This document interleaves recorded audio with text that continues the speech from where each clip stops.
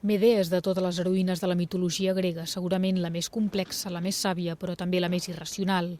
Aquest personatge ha estat objecte de nombroses lectures i versions. Una de les més recents és aquesta Mama Medea que afirma Tom Lanois.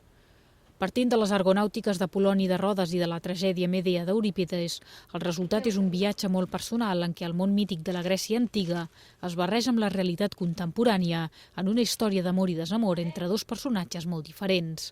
Són dos mons que s'atrauen molt perquè són molt diferents. Ell és un grec, representa la civilització, ella és d'un país primitiu, bàrbar, i aquesta dualitat, aquesta contradicció els atrau, és a dir, com a home-dona i com a dos cultures i dos mentalitats molt diferents, que en un principi és explosiu i que està condemnat al fracàs i a la destrucció. Que estrany ser tan feliç i alhora sentir basarda com si fos per un germà. Sant meva, la meva carn esborrona a pensar que els toros li prendran la vida i trepitjaran indeturables les restes del seu cos fred, que ronya pels ocells, els cucs i els escarbats fins que el fang l'engolleixi. A través d'un joc teatral on es barregen diversos gèneres, Mama Medea posa en escena un tema tan vigent com és el de ser estranger en un país que no és el propi.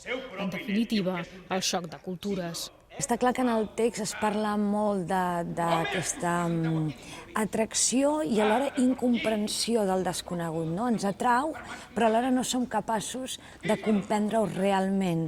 I aleshores, quan ens deixa d'atraure, ens agradeix.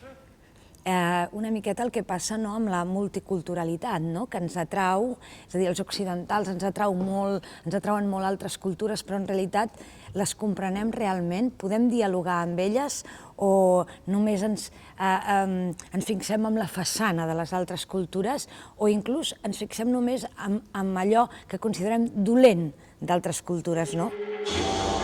Medea es converteix en el boc expiatori d'una societat que responsabilitza els forasters dels seus problemes, i això segurament li sonarà més d'un espectador.